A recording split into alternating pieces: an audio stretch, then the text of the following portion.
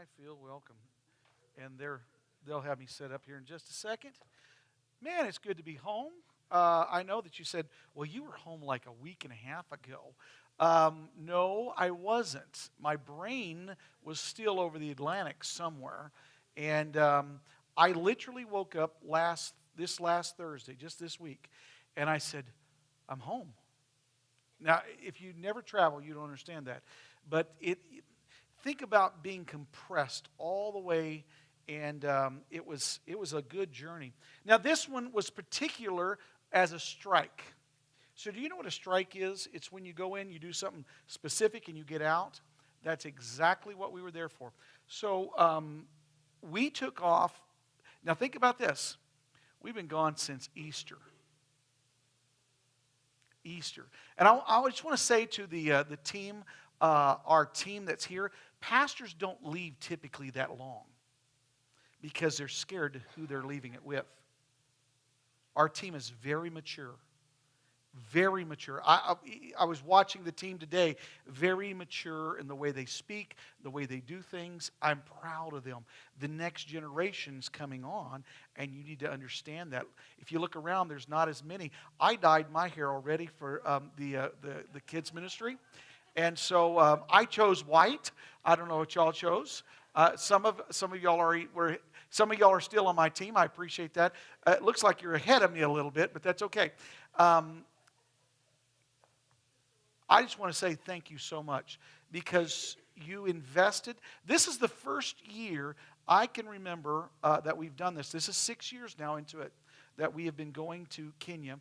Papa Joe got us started first, and we're actually going back to many places Papa Joe actually taught, which is fantastic. But it's expanded. It's expanded. So let me just give you a real quick scenario. First of all, you remember, November we were supposed to go to Kenya. And I woke up with the Lord giving me a dream 2 weeks early. We'd already sent money over 2 weeks earlier and said, don't go. And there were a lot of little things that happened that were real powerful to say, okay. But do you not ever ask sometimes, Lord, why are you doing this? Because, this should be an easy slam dunk. Let's go. We've done it 5 times already. This will be the 6th for me. And it was stay. And the moment that Dina and I were in Kansas, actually still praying about it, God, this is like the guy who had the, he's in a flood and he's sitting on top of his house and he has a boat come by. No, I'm waiting on the Lord. He has another a raft come by and they say, I'm waiting on the Lord. And finally a helicopter. He said, I'm waiting on the Lord. He drowned. He got up to heaven and God said, why didn't you take the help? He goes, oh, well, I was waiting on you. And he said, well, I said 2 boats and a helicopter. What did you want? And so the conversation was, Lord, is this you? Is this not? And the Lord said, wait. And we said, okay. The day we said we're not going, the moment the phone rang, the very moment we said, okay, we're not going. We're going to call them. The phone rang. And I'm like, okay. It was the bank. Now, mind you, I'd sent quite a bit of money overseas already. And they said, we had a weird thing that happened. I said, the money returned today. 2 weeks later, on the very moment, the very second we say we're not going, that we agreed, not I, not her, we agreed we're not going to do it. They said it came back. What do we do with it? I said, just stick it back in our account. It's no big deal. And they said, oh, it'll take 7 to 10 days. No big deal. Okay, Pastor, no big deal. So I said, let's go get some lunch. So we went and got some lunch. And the moment we got to the restaurant, we sat down. My phone rang again. It's the bank again. They said, well, this is a weird thing. I said, what's weird about it? And they said, it went immediately into your account. It never does that. Okay, there's a sign. I guess is that a helicopter, Lord? So we also found out that the day we were supposed to be in Amsterdam, there was a gunfight at the airport. And it was a shootout between some Palestinians, and anyway, with some Jews, and it was a big, big deal. It made international news. And I was like, well, we're not supposed to be there then, for sure. So I kept asking that as long. So just keep that in your thoughts here. We flew out. We went to DFW the next day after Easter. This year we went to DFW, and let me just get back to where I'm going. We went to DFW. And we flew out to Atlanta the next morning. And then from Atlanta, we flew to Amsterdam. And from Amsterdam, we flew to Nairobi. Smoothest interactions, hour and a half tops. We got just enough time to get to where we're going and get on the plane and go. I mean, it's just perfect. If you fly very much, you want to make the shortest connections. You don't want to sit for 6 hours because there might be a shopping mall in the airport, and you don't want that. Just saying. That's how Dina got a really nice purse one time. I'm just saying, when you see a Harrods at London, you buy something. And so we made a very smooth connection. So as we made it there, we got off the plane. Now we've been on the plane about 24 hours, all together. We got off the plane, and Dina goes, I got to go to the facilities. I said, it's right there. And I got a text. It said, Pastor Errol, we have somebody waiting on you. It was government man. Military in plain clothes. Now, we don't always tell these things, but that's what they were. And they had a sign up that said Errol Hastings. By the way, they don't call me Hainer in Kenya. They've always called me Hastings. And by the way, it means a sword, if you don't know. Hastings means a sword. So I take that very well. And so, Errol Hastings. So I walked up and said, hey, I'm Errol. And he goes, oh, good. Pastor Hastings. That's perfectly fine. And some of y'all don't like your middle name. Don't ever share it. And so I said, my wife went to the facility, the water closet. She'll be out in just a minute. And this little old lady comes out, and he goes, is that her? I go, oh, no, no, I'm sorry. No, that's not her. And do I look that old? I'm serious. And I said, when she comes out, you'll know she's American right off. And here comes Dean. He goes, oh, there she is. I said, that's exactly right. She's young. What can I say? She was 12 when we got married. I still use that line all the time when I'm over there. And he walked us over to go through Diplomat. That was lines, just long lines. He walked us right past to go through Diplomat entrance. And he told the lady, and she said, oh, we'll come off the side. We went off to a side room, and Dina put her, they ran her visa, and she put her 4 fingers up, and they go, oh, you got to move it around. She had to warm her hands up, amazing, and put her fingers on there. She finally got it done after 3 or 4 times. And so they said, Pastor Hastings. I said, yes, ma'am. Put your fingers up there. Did that, and she said, okay. And Dina goes, oh, it didn't work for you either. I go, it all turned red or green. And she goes, oh, we know who he is. I had electronics I was taking to give away as well. Some of y'all know that we took phones, and also took a head mic and a bunch of different things to give away. And as we're walking in, he goes, just keep coming, keep coming. We walk right by customs and don't even scan anything. So I have no idea what we took in. And no, I'm just kidding. We were very blessed. And this will be edited out. And but you got to understand, we've been background checked a billion times. So they walked us right around. They grabbed our luggage. They grabbed us luggage. We walked right around. And as we came out, a whole group of people are waiting on us. You've seen that on Facebook of them chanting and dancing in the whole 9 yards. And the amazing thing was, and I said this earlier in service, as I was being greeted by different ones, Rosemary was there, and her husband, and Cap, and his wife Kate, and all these different military people who were meeting us, as well as pastors. Every time I shook their hand or they gave me a hug, the Lord said, here's what you're going to say to them. Every single time. Every time. Like I meet one person, God said, here's what you're going to say to them. I turn around, another person, give me a big hug. Here's what you're going to say to them. Another person, boom, here's what, and it was just like that every single time. And every time we went somewhere, it was the same way. Sometimes I didn't know what I was going to say, and then I shook their hand, and God said, here's what you're going to say to them. Right that moment. Do you know the word says that the disciples asked, what are we supposed to say? And he said, at that moment, I'll give you what you need. That was exactly, and it's not usually 2 minutes for me. It's usually 20 minutes at least. So that's how that all took place. So the first day we were in Nairobi, and then we went to Masai Land. Thursday, we went out. Thursday, we went and seen APS and KPS. We went to the heads of state, and I talked at both of them. So we joined in with a small discipleship group that was going on at KPS with the chaplain. And it's a new chaplain. I never met him before. And so as we're visiting, we're in the middle of a devotion. And so he's reading out of John 3, and he's asking people to get, and he finally gets to me, and it's like getting to where Christina's at. And he says, Ed, would you read that? I go, I don't have my glasses. And he goes, oh, well, okay, skip. And so, they skip, and they're just reading the scripture. Hey, would you continue? Would you continue?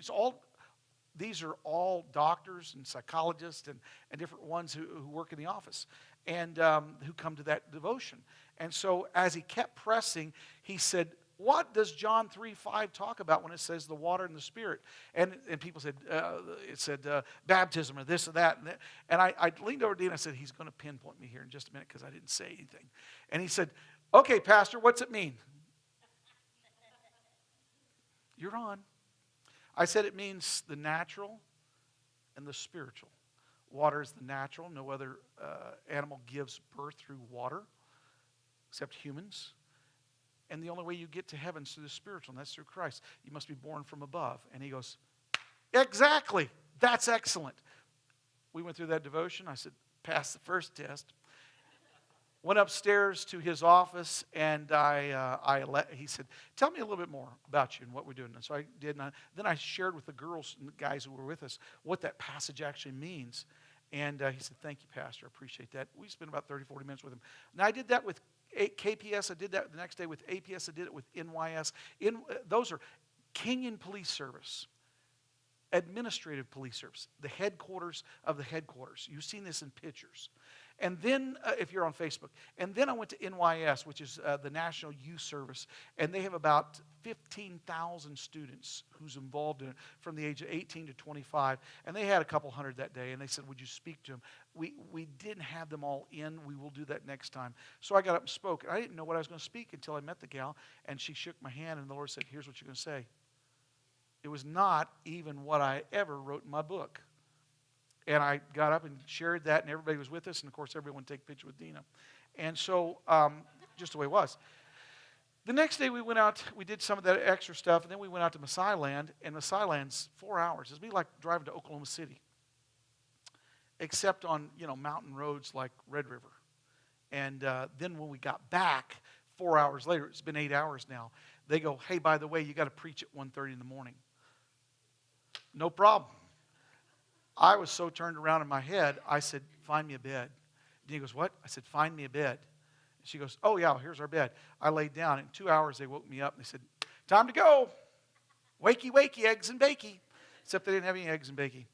And so I got up, and I took a quick shower, and I said, what time are we supposed to be there? And they go, now.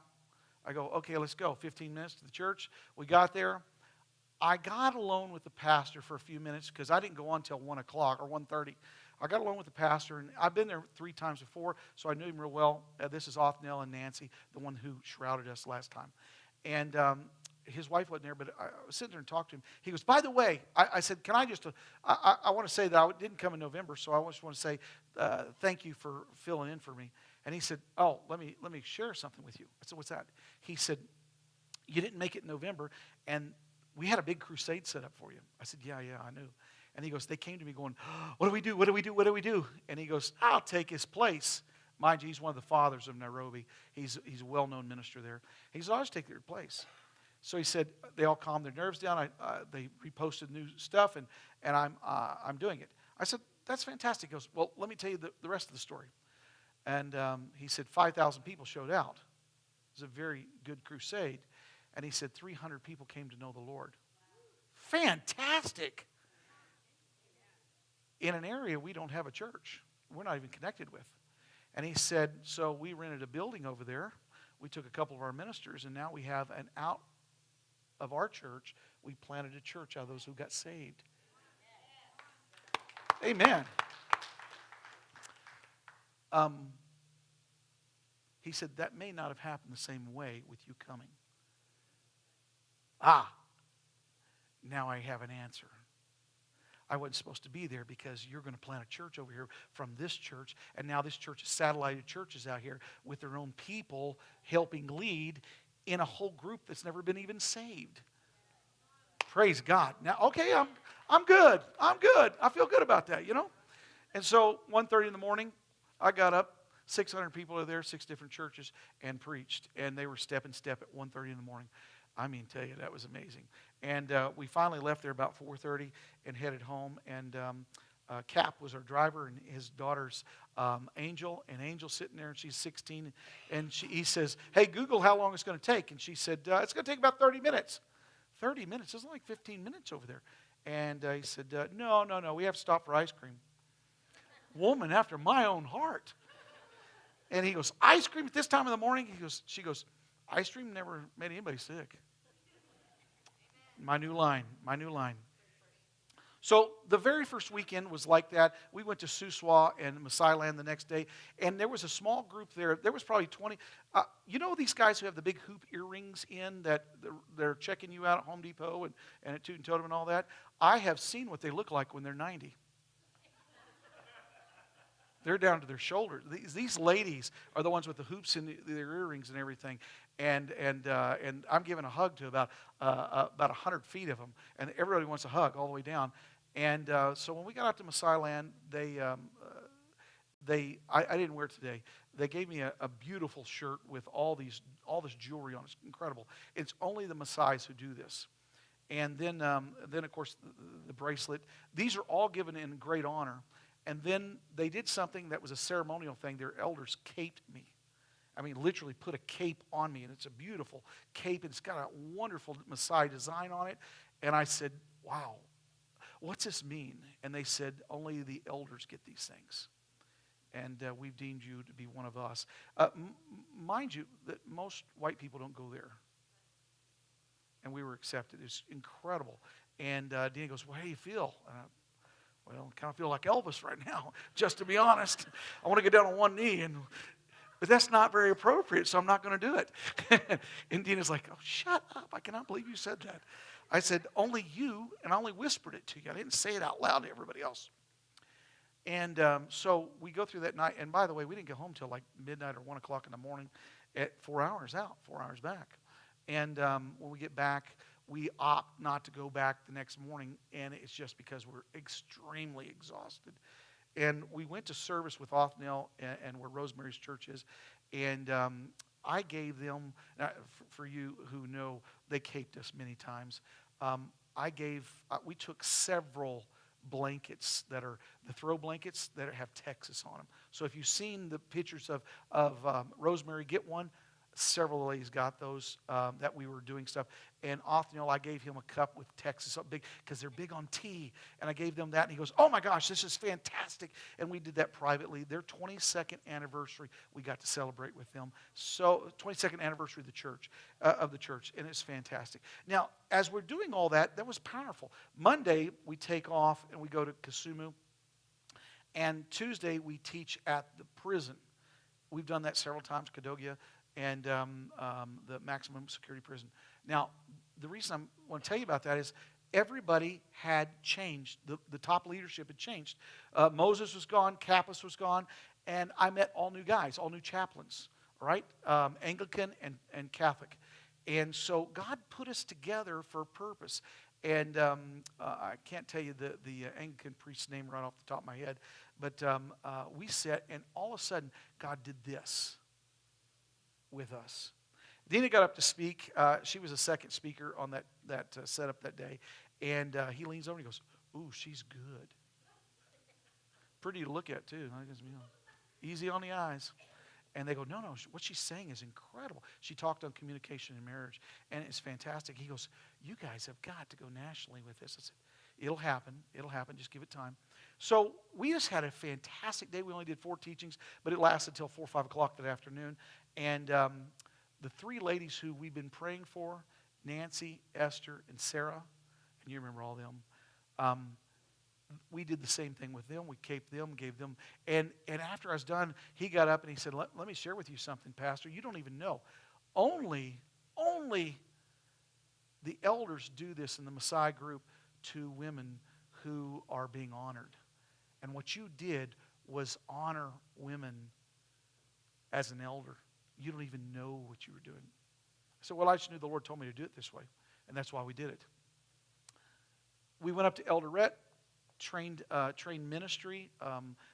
Wesley, our pastor, we pray for regularly. He moved to Eldoret, and he's building a new church there, building a church again there. And we went up there, and we taught their staff and their training and all their elders and everything. They wanted to bring us in to do all that. So we did all that. All right, so fast forward. Now it's Friday. We've been there a week and a half. Now it's Friday. And we go to Homa Bay. This is where Joe had been many times. John Muga is one of our dear friends and professors and preachers there. We pray for him regularly. And we're going to go to the government office. As we're driving up, it's just like Hawaii. It's just gorgeous. And it's on Lake Victoria, so it looks like it's an ocean. Lake Victoria's so huge. And palm trees everywhere, just gorgeous. We pull in, and this government office is brand new. Rala was the prime minister. It's his place. They built it in behalf of him. And I'm in suit and tie, and everybody shows up in Hawaiian shirts. Well, I can explain it as dress shoes, dress pants, and Hawaiian shirts. I'm like, I did not get the memo, and this is not fair. Because I would have brought one, I promise you. I'm in a suit and tie, and I'm uncomfortable. Put me in a suit and tie. I just don't, And so when we get out of the car, I hear this, Pastor Errol!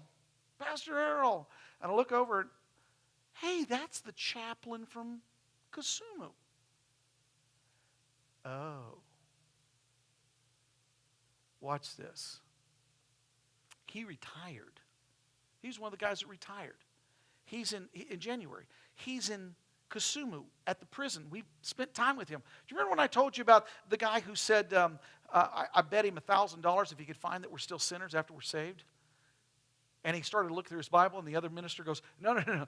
He's just messing with you. You can't, it's not there. That was Kappas. He was a Catholic priest. He's the one hollering, Pastor Errol, Pastor Errol. And I'm like, Kappas? I had no clue who I was talking to on the phone when he said, we're waiting for you. I see him and I go, oh, November, January. He didn't retire till January from the other prison. He retired back to Homa Bay where he was going to retire. And the governor found out, and she said, oh, no, you come work for me. And as they're going through and telling all the difficulties they had, he goes, I know who needs to come. Pastor Earl and his wife. That's how we got there. Now watch this. It doubled the ministry opportunity because I have an insider bringing us in. Do you see? Who's already been with us for 4 years. Who already knows all the teaching that we've been doing and said, we need this teaching here. Homa Bay is a destination place because it is a beautiful city. So the conglomerate of different people come there, and they have everything that you can imagine that America has in any one of its major cities. Kenya is a very strong Christian nation, but they have some of the difficulties, and Homa Bay is the epicenter of that. They have a minister for DEI, for climate change, for all these different things. So I sat with the governor and the cabinet. And as I'm sitting with them, they get up and they explain all the difficulties they're having. And one minister got up and he said, we have been cut. Our funding has been cut. He said, we had funding through USAID. Does that sound familiar? Our president cut that funding. And they said, we have lost 100 people because of it. We need as much help as we can get. So, Pastor, if you have anything for family and identity, please bring it. Watch this. Kappas moves over there, doubles it. USAID stops, opens a door for us to come in and teach family and marriage and identity, which wouldn't have been allowed underneath the other programs. Watch. I don't know if I should go or not. Waiting on the Lord is so important. Because when we know that God is setting those things in order, it's huge. It's huge. The last thing that happened, we flew back to Nairobi on that Saturday, And it was just amazing. It was amazing. We had an incredible day for Friday. Then Saturday, we flew back to Nairobi. The next morning, we went and preached, and you might have seen some of that. And I don't think we had, I thought we had the pictures, but I don't think the pictures would. Do you have the pictures? Okay, roll them real quick, and I'll show them real quick. Sorry. This is us getting ready to leave. This is a picture you need to see right here. Okay? This is flying over Egypt. I was looking down. Dina was sleeping, and I was looking down. She didn't get the window. It was a fight. It was arm wrestling. I won. And the Nile River's right below us. We're 35,000 feet up, and the sun is finally going down the first time since we left. All right? And that is looking off to the western skies above Egypt. Crazy, amazing. Caught the wonderful thing. Keep going. Keep rolling there. And you've probably seen this on Facebook. There's Rosemary and all the gals and all the dancers and all the people who met us at the airport. Roll the next one. This is our compound. That's just gorgeous. It's gorgeous. We stayed in the diplomatic compound in Rwanda. The embassy was about 5 blocks away. Keep going.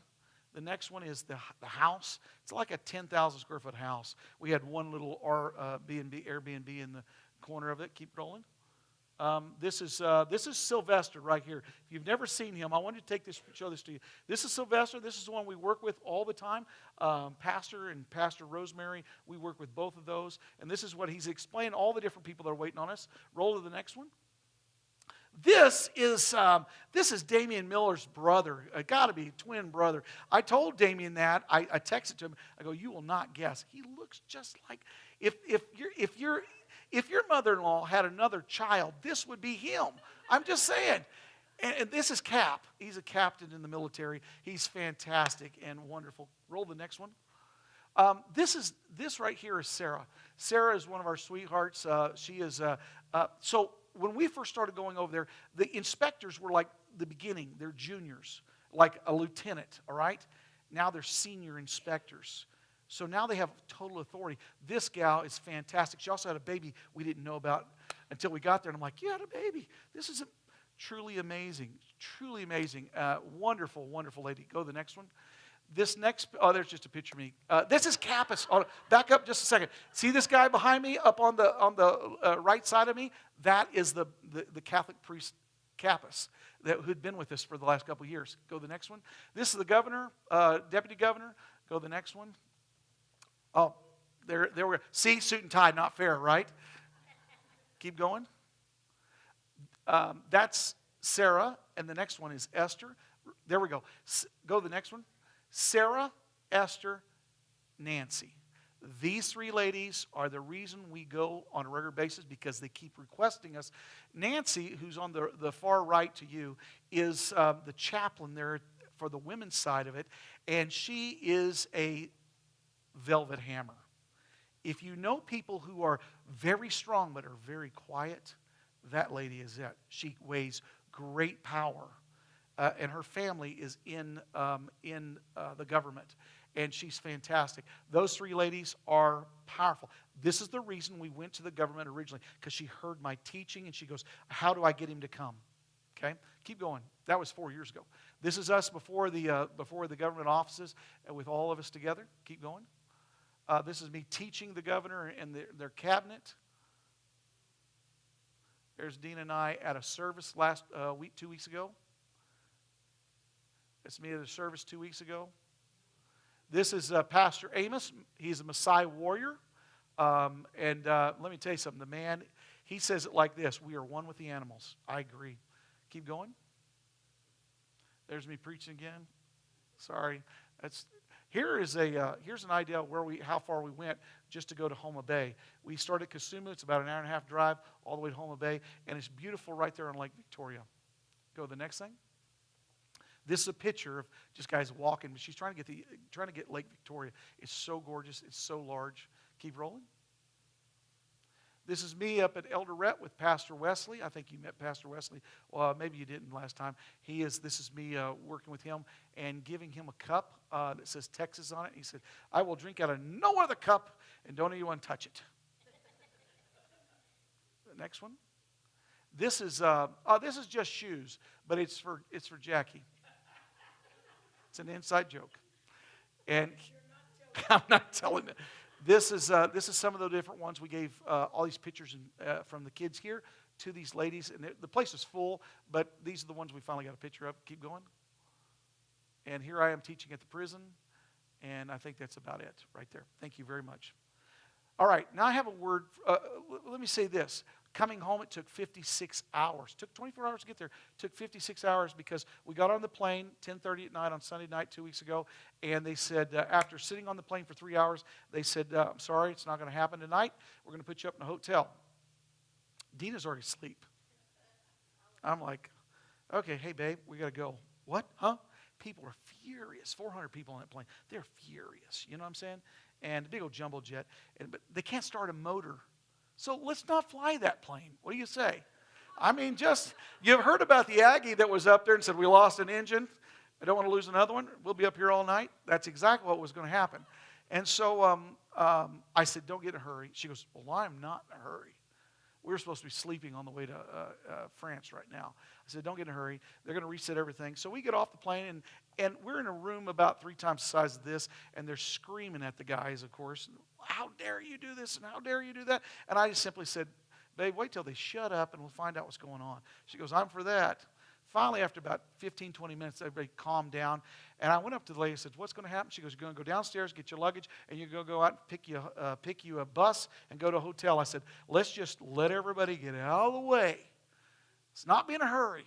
So we sit down and we waited.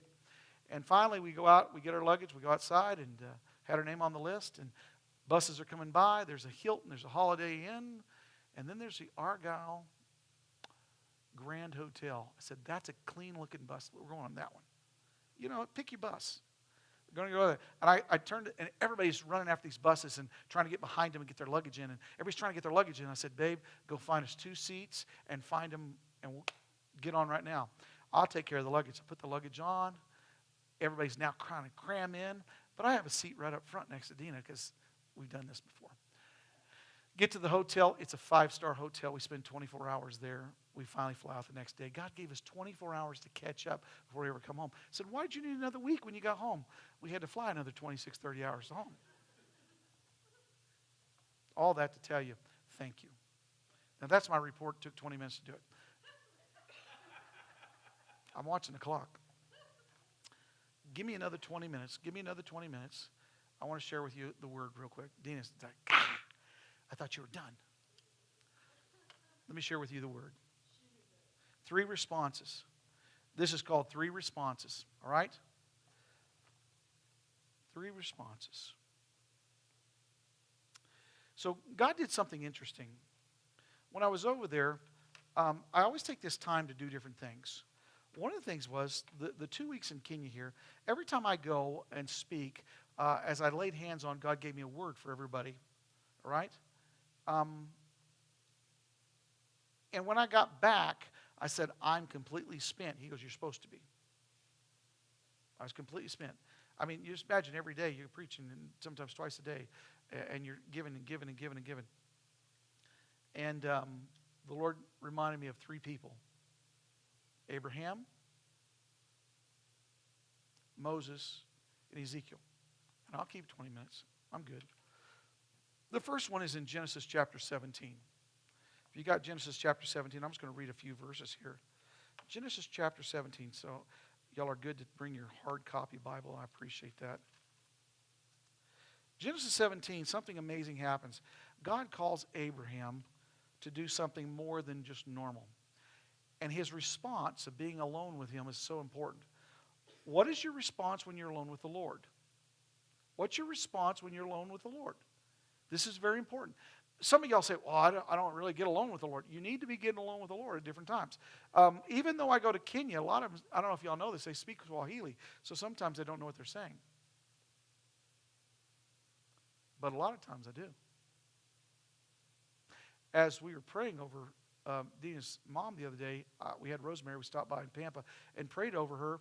And Rosemary's praying in Swahili. Dina goes, Rosemary, would you pray in Swahili over her? She starts praying in Swahili. And she goes, I didn't understand a word you said. Imagine that. And I said, I did. And she looked at me. She goes, what did I say?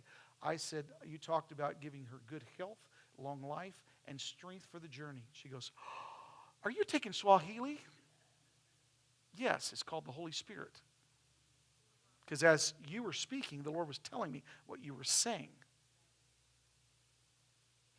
I believe that is found in 1 Corinthians, if you want to look it up. Look at this verse. It says, when Abram was 99 years old. Whew. Some of y'all have a couple days to wait. Some of y'all are not very far. Just saying. Just saying. Don't take it personal. They have a lot longer to wait than you do. Why? He was alone. He was alone with the Lord at 99. I had to wake somebody up, right? Just seen one person go, he's talking about you. He says, the Lord appeared to Abram and said to him, I am the Almighty God. Walk before me and be blameless, and I'll make a covenant between me and you, and will multiply you exceedingly. Then Abram fell on his face, and God talked with him, saying, as for me, behold, my covenant is with you, and you shall be a father of many nations. By the way, he didn't have many nations yet. No longer shall your name be called Abram, but your name shall be Abraham. For I have made you a father of many nations. I'll make you exceedingly fruitful. First reason to get alone with the Lord. So you can get His breath. How close do you have to get somebody to get their breath? I mean, sometimes when you're in prayer line, they need a tic-tac. That's when you know you're close enough to hear from them, right? You ever get in somebody's presence and you're like, good Lord, what have you been eating? How close do you have to get to someone to do that? Real close. Watch this with Abram. Abram, for 99 years, his name is Abram. When he left the Ur of Chaldees, went up to Syria, and then back down to the area just north of Shiloh, just north of Jerusalem. His name was Abram all those years. When he went to Egypt, when he came back, and now he really gets alone with the Lord. And his name changes. What changed about his name?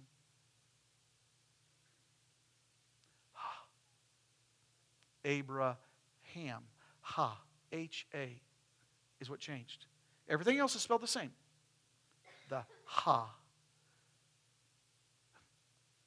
Let me give you an instance. When God puts His name on something, in the Old Covenant and the New, it's His breath. You know, the house that you girls are going to go to in Kansas is called Ruach for a reason. That is Hebrew for breath. When the reason they use the word Ruach, it's Ruach Elohim is what the whole name is, the breath of the creating God. The reason that they use this word, you've heard another word, and y'all have had it on T-shirts, has no vowels whatsoever. It's that's actually what it says. Aha. Yahweh. When he got alone with the Lord, his response was, I'm changing your name to breath. Now, for the first time, you being alone, 99 years old, you get my breath. This is so important. One of the real reasons you get alone, this is why we do a 9 o'clock service, guys, is to get the from the Lord. Because you get alone, you get private. One of the things that happened to me every time I was alone is I heard the Lord say something else, and I heard the from Him. Now, He didn't change my name, but I think He likes Errol, just to be honest. If He doesn't, Kenya likes Hastings. So it's all right. But the Yah is who. See, the Jews think this is so sacred, they can't even say it. It has to be whispered. They don't say it. They don't go, Yahweh. They would never do that. And they don't say it like that anyway. They go, Yahweh. Abraham, to get alone with Him, was for his breath. He made a covenant. When you get alone with him, guess what he does? He gives you his self, personal, so close that you smell his breath, if you will. And then he multiplies. He don't multiply till you're with him. You know why things don't multiply sometimes? You got to get alone. He said, I'll make you. And do you know that he doesn't multiply? Let me say this. He didn't multiply you so you can just be multiplied. He multiplies you to possess. Receiving, engaging, possessing. That was for this year. He multiplies you so you can possess. Give it away.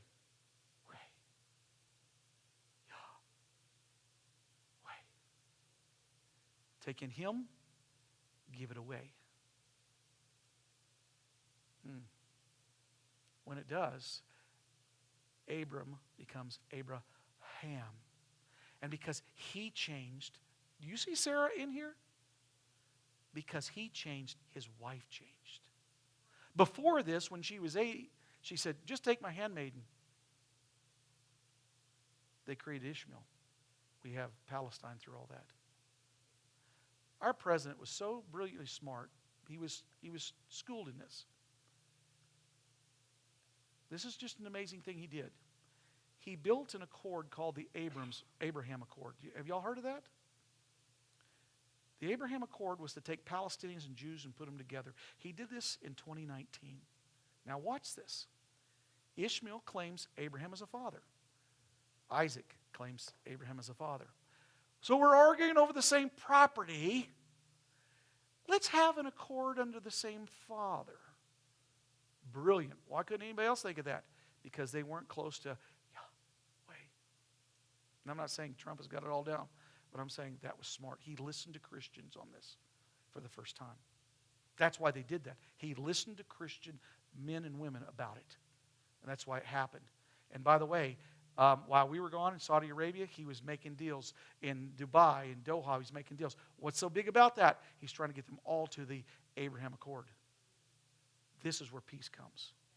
Look back to our Father, because all of us get blessed because he's our Father. Let's quit fighting over the same stuff. Okay? Yahweh. His wife got the blessing because he received the blessing, the covenant, to possess the land. I look at Dina, and Dina and I were sitting in service in 1989 for the very first time, and there was a row of teenage girls, much like Danny and Bailey and all the girls sitting up front. They're sitting next to the front row. I'm on the second row. I was there late that day, and they're going to introduce me. And I leaned up and tapped on leaned up and said, ladies, does any of y'all have, about 10 girls, any of y'all have any gum? And Dina was the first one to turn around and go, yep. Never ask for gum in church. That started the conversation. Very first, they always ask, where'd you start the conversation? That's the first time I met her. I got a piece of gum. Thank you. Appreciate that. And she kept the conversation going for 34 years. 36 years. That was 36 years ago. Right? It's good. Yeah, I'm going to. We're 17 in our immediate family. 17. At her mom, we're 18. 17. I mean, I was at 99 when he said, you're going to multiply. 3 girls, each had, amongst them have 9. Of course, Ashley, she decided to replenish the earth. And just saying, it's on video, it's great. Hey, I love Ashley Morgan. But you know what I'm saying. 17. I'm think about it just for a second. How about your family? I know families who are in their 70s and they got 1 grandkid finally. 17. Wow. Number 2 is Moses. Why did Moses get alone? Moses got alone. Exodus. Just flick over there to Exodus from Genesis. Just go right over to just a couple verses past into Exodus. Exodus chapter 3. He was attending a flock for his father Jethro. his father-in-law, the priest of Midian, and he led, and then he sees this burning bush. So let me surmise it, so I stay in my 20-minute window. He sees this bush burning up on the mountain. And as he walks over to the mountain, Errol, he leans in. It's not consumed. And he hears the voice of God for the very first time. Oh, he heard him before, but he took it in his own hands, remember? Killed one of the Egyptians over the whole deal, And he hears this voice say, Moses, take your shoes off. For the ground you're standing on is holy. Now, it's not particularly the mountain that's holy. People have made that whole mountain holy. It's the presence. The place is not that important. The presence was important. Rosemary's come to our house a couple times. Stayed at her house a couple times. I got to tell you, we don't have anything fancy. I bought a shop, and I got a trailer, and we redid the trailer. It's decent. It is not Dina's dream home. Not at all. We took her up to Kansas for the first time. We was going to get away too. We took her up to Kansas for the first time, and she walks around and looks at the whole house. She goes, why are you not living here? Church isn't here. The people aren't here. This is where we come to rest. She goes, wow, Ruach, I get it. But she said this about our house when we got back. I said, back to the other house. She goes, let me tell you something. This is a place of peace. I'm telling you, for Moses, it was not the place. It was what was happening. See, this body is subject to a lot of things, but what happens inside of it makes this body work. The spirit, the soul. He tells him to take his shoes off, not because of the place, but because I want to have nothing between you and me. What do shoes represent? Do you know? Well, they represent sonship if you look at the Hebrew. But they are a protector for very vulnerable. Take somebody, your kids do this when you're little. You take and you rub their feet just a little bit, and then you start tickling them, and they start kicking, right? This is what you do. They are a protector when you get older. Right before we left, I stepped my foot through a nail, almost, a good inch into my foot. 1 week before we left. Man, I went and took a tetanus shot right off. I said, Lord, if you want me to take a tetanus shot, I would have done that before we went to Kenya with no problem. You could have just asked. And I limped for the first week, hurting. It's a protector of natural things. He's saying, take all your protection off and come see me face to face. What for? Every time Moses got alone, it was for the Word. Number two, it's for the Word. When you get alone, it's for the Word. I get alone to have your breath. I get alone to have your Word. I need your Word. It's not the place. It's the person in the place. The third person's Elijah. 2 Kings chapter 19 tells a story. In verse 10, it's just an incredible verse. He says, now, mind you, he's just dealt with 300 false prophets on Mount Carmel. God sent fire down, and all these things happened, and he is the king now. God's consumed it, and after doing all these great things, he gets scared because Ahab told him, said, Jezebel's going to kill you. He turns and he runs 90 miles south to Beersheba and sits under a broom tree. You know what a broom tree does? It covers you. You can't see anybody under a broom tree. He's hiding. He runs there in one day. I don't know, how long has it been since you ran 90 miles in one day? Not this week. Give me a couple days. He gets there alone. And finally, after several days, the angel of the Lord says, wake up. Get up. This is what the angel says. There's water here, and there's food on the fire. Pretty good deal. I'm telling you, I understand that because I woke up. We woke up from that night going to bed at 5 o'clock in the morning. We got up at 11 o'clock. And I got up and I said, let's go eat. We went and ate. We came back. We went right back to bed. We did that for 24 hours. And here's what's happened. In this position, he gets alone with the Lord. And he's sitting in there and he's crying about what just took place. Now, wait a minute. You're the man of God who's just called fire down from heaven, and you need to be alone with the Lord? Yes. Do you know where most ministers mess it up? I don't know if you know. If you're in any ministry, you know where you usually mess it up?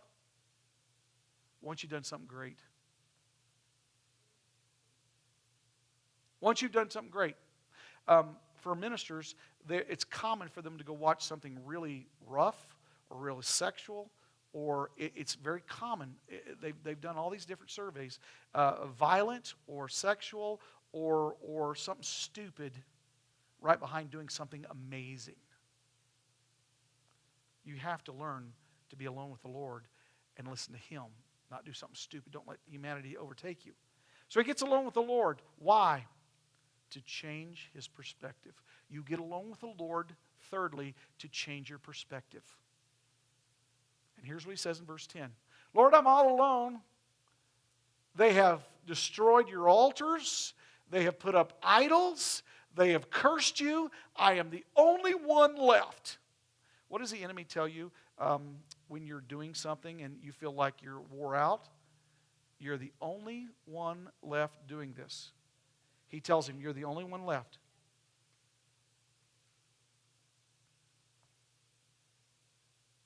God had to change his position so he could change his perspective, so he could change his performance.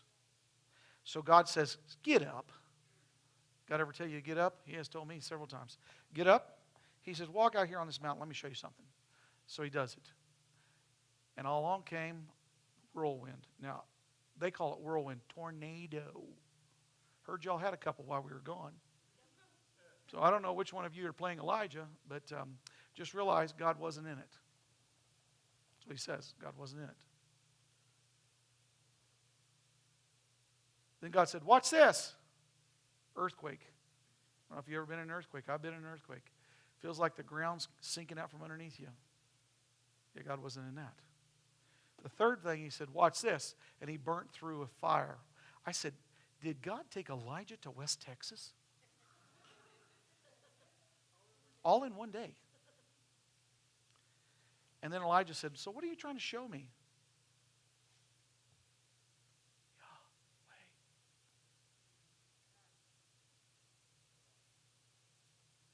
He got quiet. And it was in the small, still voice that he spoke to him. Yahweh. So, Lord, what are you going to do? I'm the only one left. Elijah, I'm giving you a word that you can take to the nations and multiply. And by the way, I have saved 7,000 just like you. We're not alone. We're not alone. When I was in Kisumu and doing that teaching, they got up and they did a chant and cheer, and it's fantastic. It's humbling. It's great honor. Joe used to say there's a different anointing there. It's because Americans don't listen very well. Forgive me. We have 20-second commercials as rundas. If you can't say it in 20 seconds, you can't get it said. And here's what the statement was. This is a senior inspector, Esther. She got up and she said, I want to say something, Pastor. It's not only fantastic. There's a saying here in Kisumu because it's a fish town. It's beautiful. It's got great fish. And she said, if a fish is going to rot, it starts with the head. Now think about that. If a fish is rotting, it starts with the head. That's a great statement. Because if we were talking to nothing but senior leaders, if senior leaders change, will it change the rest of them? Yes. I want you to do something this morning with me. See, I told you 20 minutes. I did good. Every one of you got one of these beside you. We're going to do something from Memorial Day through Labor Day. I'll put these at either side. For Memorial Day, every time you come to service, there'll be something like this here. Now, this is a giving offering. You guys see it all the time. You give. It's no big deal. If you want to give your offering in that, you can. You can also give it there, or you can give it the other place. We need to get in the practice of giving generously. And one of the ways we give, and this is something I used to do, is I used to peel these out. Now, I didn't do it here, but I will do it here. I always put my name on it. And I peel them out, and I write a note in here. Okay? I have got these from the first time I met Dina. Honest truth. Don't I? Probably. Yeah. From the first time I met Dina, I put them in my journal. They're in the Library of Congress at Kansas. My girls will only be the only ones that read them when I'm dead and gone. And they go, look how much Dad loved Mom, even when he didn't know her. True story. If you want to give an offering, give an offering. This is going to be a place every week you can do this. If you have nothing else to give, put your name on it. And say, I give myself. But if you want to write a testimony, write a testimony. You might have room on this like that. Every single week, Rory McFarland puts your name on one and puts it in the offering box. I think Tobias is doing it now too. Danny always goes, hey, look, I got this from your grandkids. Good, give that to me. Every single week, you have something to give. They're going to play a song. We're going to let it sink in. You guys are saved. I don't have to ask you for salvation. And maybe you need to write there, this is what I'm working on this summer. I want people to see it with the pastors. That's it. Maybe it's a testimony. And you can put on there private. You can put on there that you can write on it and say that it's public. But write your name on there. If you have nothing else, to give yourself. If you have an offering, put an offering in it. You say, well, I usually put an offering there. These are going to be treated like offering boxes. Here in just a few minutes, I'm going to ask everybody to give. To give. Testimony, your name, offering. Pray, value, generous. You see? There's tons of them in your seats. Grab you one. If you don't have a pen will be given to you. They're all over the place. I made sure they did that. This is private, personal. And before we're done, I'm going to ask you to come and bring it and drop it in the box. And don't do it till we all do it together. Come.